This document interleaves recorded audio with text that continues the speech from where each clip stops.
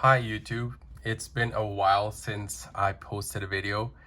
I have been away from the game for a while, so hopefully I'll be making a comeback with this White Forest deck profile. I think it's a great deck. It's very fun to play, it's very consistent for the most part, and yeah, I think it's a very good contender for this upcoming meta. So yeah, like I'm just gonna show you my ideas. Hopefully I will help you guys brainstorm. If you have any suggestions, please let me know in the comments. And also please pardon my voice, I'm just recovering from a small cold. So yeah, I'll just show you how I've been playing it so far. So for the White Forest lineup, I think it's like pretty standard. 3 Set and 3 Stellar. They're both really good starters. Of course, the Stellar, in my opinion, is the best one. But L-Side is also a good extender. So I'm playing 3 Sylvie. I know a lot of people have been saying maybe 2. Many people in my locals. I've seen also a couple videos. But I've always liked to play consistency to the max possible. So I think 3 is good. Although this is not the best starter, it's also like it helps you unbrick sometimes. Because technically you do need only 1, but I don't know. I've been playing 3.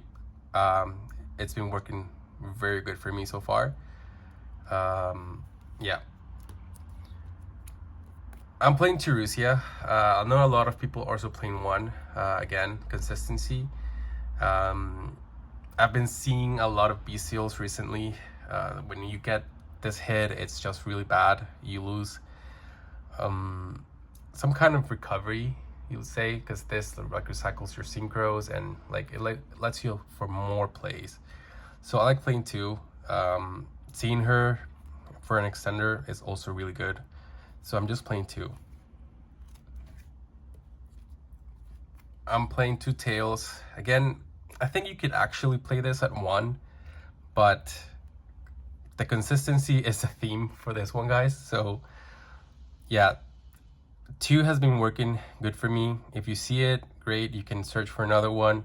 It's a good material for your activations. You can set it back. So it's never really bad to see it. 1 Beware. I think this is a very good card. The only downside, it really sucks, of course, that you have to control a level 6 or higher illusion or spellcaster. If it would be by its own, or at least just by controlling one of the White Forest monsters, it would be amazing. But if it has come like in clutch so many times, it's really good. And it's also like an extra free material for you to activate your effects. Of course, the 1 Woes, best trap, like quick synchro extender, like it's just good. It lets you play in your opponent's turn. Sometimes if you brick, you can just set this and you can just try to stop your opponent from there. So that's it for the White Forest. Then of course I'm entering the toy box engine with the 3 soldiers, the 1 toy tank. Best cards for this deck. Like, it's insane the amount of synergy they have for the deck. It gives you so much resources, follow-up, recovery, like it's insane. It's just a very good engine for this deck. I think it's the best version, in my opinion.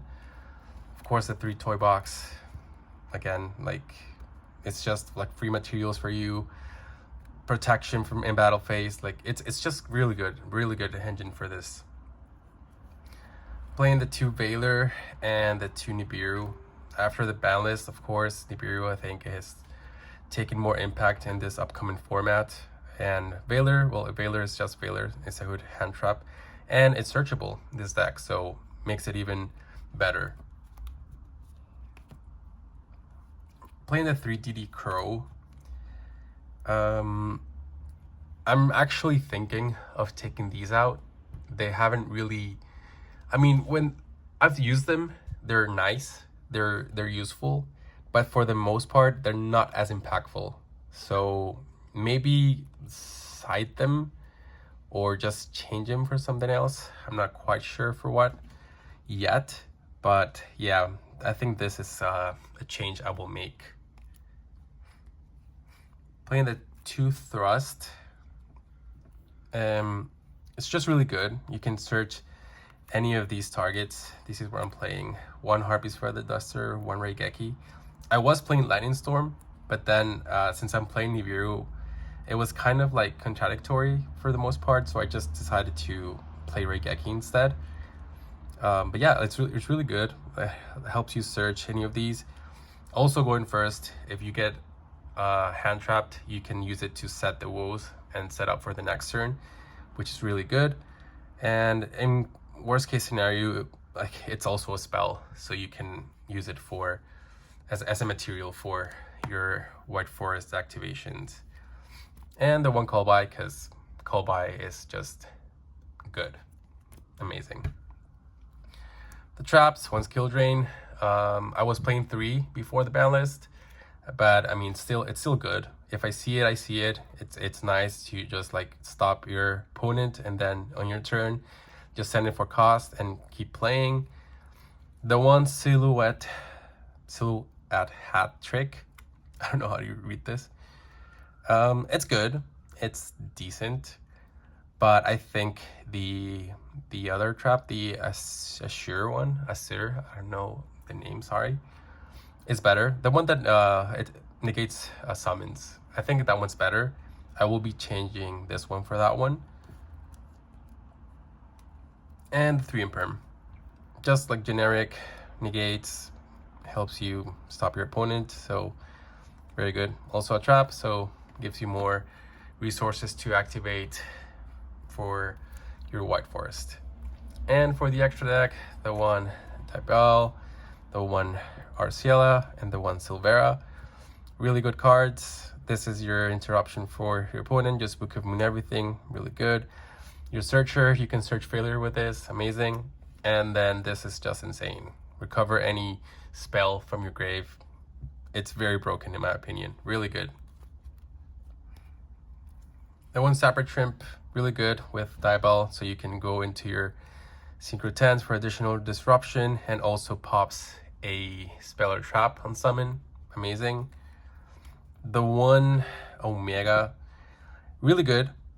You can also rip your opponent's hand, recover your banished resources whenever you get bestialed. I've used it so many times, really good. Draco Berserker, amazing, high attack, and also like banish 1 monster, also really good. The 1 Satellite Warrior, this is one of your targets for the Sapper Shrimp.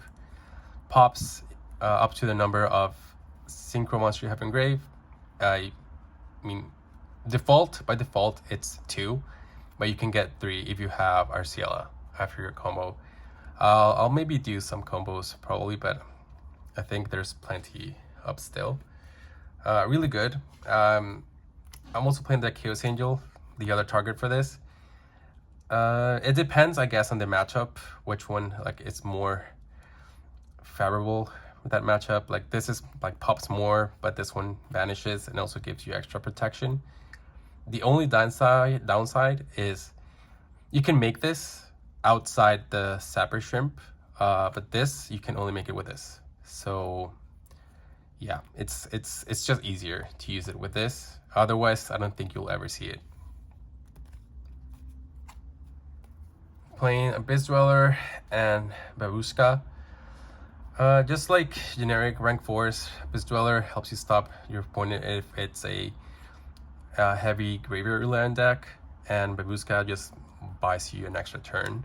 Seen it multiple times. People like troll you or like shifter, whatever. You can like normal summon Sylvie, Arciela, rank 4, here you go, extra turn. So I'm playing a heavy link package because during the last locals I went, I noticed that it was kind of an issue that I didn't have enough to push for game. especially if there was a big monster on board. So the only one was like Draco Berserker at most, but or Chaos Angel, but sometimes even those were not enough. So I'm opting to play with the access code package with Celine and Lina. Well, Lina is actually like, aside from this, Celine is very good this deck because it not only helps you go into access code, but it's also an extender. You can summon any of your White Forest girls, and helps you like just play around things. So yeah, it's really, really good. Lina's been really good because I've been having a lot of mirror matches, a lot of voiceless voice. So this card's been insane. I don't know if it's gonna be useful in most matches, but you know, like if they Valor you, it's a good thing because you can bring this back and then climb up.